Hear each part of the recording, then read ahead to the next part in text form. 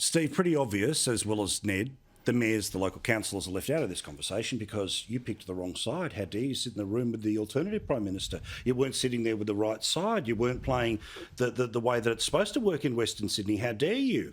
Tell me about how normal people talk to you about this. Where do they talk to you about it? How do they voice their concerns? Because I get it, there are lefties that are going to want to pretend that it's, people like me whipping it up. Tell me what you see in the streets. Well, that's the thing, Paul. Non-political people are pulling me up on the street, shaking my hand, whether it be at soccer games, cricket games, anywhere, at the shopping mall, just saying, mate, this is disgraceful. Thank you for standing up. These are people not necessarily interested in politics.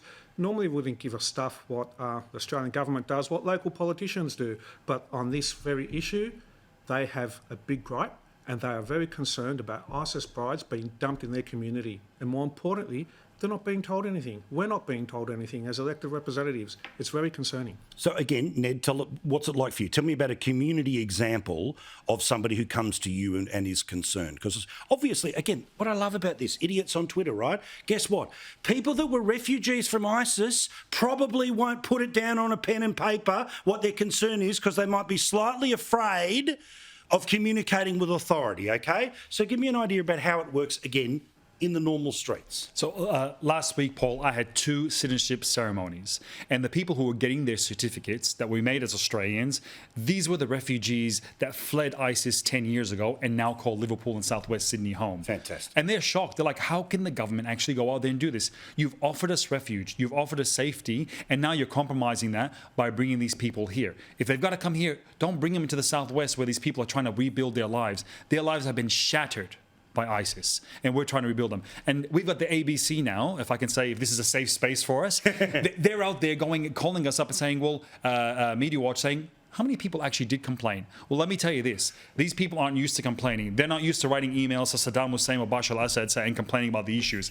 They come and talk to us, as I said, in private, and they said to us, we're very concerned and we are scared and we just want this behind us. But again, Di, I don't want to get too distracted from the main game. The issue is well known to everyone watching us right now. But again, what you're seeing here is the way that it's supposed to work, right? The good, Labor members of Western Sydney, like Tony Burke and like Chris Bowen, just do your bit for the union movement. Then we'll drop you onto Western Sydney, and those people will automatically vote for you. The local councillors, they're all part of the farm system. It's a good little stitch-up job here. Every time we turn around and say we're going to increase immigration by 200,000, or we're going to drop in 50,000 extra refugees, guess where they go? Western Sydney, where again all of the infrastructure mightn't be built, all the rest of it. Again, you've got to, I get it, you've got to deal with the minister, so you're not going to rip in as hard as me here, right? But how much of this feels like a little bit of the people who should be joining us in this conversation right now, but won't because of the way Western Sydney politics is supposed to work? Look, you're right there, Paul.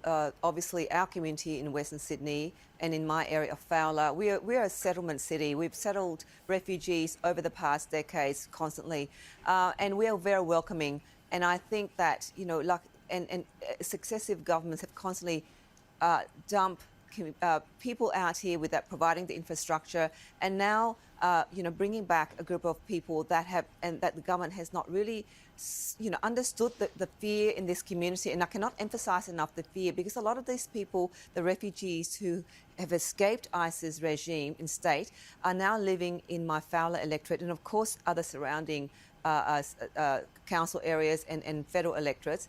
And they've come to tell me that we actually do not understand the fear that hearing that the news of these groups of people being returned here, and not just obviously the refugees who've escaped ISIS states, but also the Australian personnel who fought, yes, against the ISIS state over there. So can you imagine those families as well? So I don't understand why the government did not engage, did not reach out to our communities, and did not reach out to those who fought against ISIS and get some understanding from them to say, this is what we're going to do.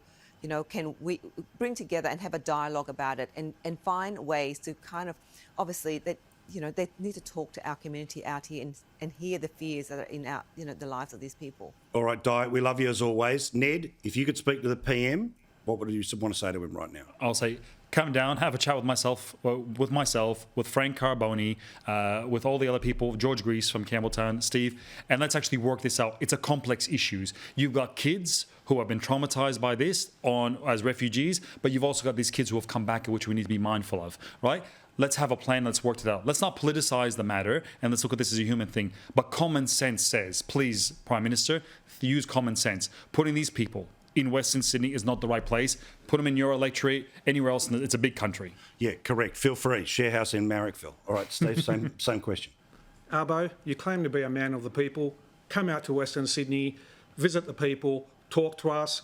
Doesn't matter where it is, community forum, in a pub, somewhere, Arbo, but please stop telling us you're doing it in the best national interest of the country, because ASIO did not tell you we've got to bring these ISIS brides back. Just come out, be real, tell us where you're putting them, tell us what security arrangements are in place for the benefit and safety of the Australian people. Yeah, what changed between, January and November? Apart from the government, nothing in this situation. Thank you, lads. Thank you, Di. And again, one thing, absolute, written in the harshest contract possible, is an absolute guarantee that the husbands of these kids, they don't get to come here under family reunion, okay?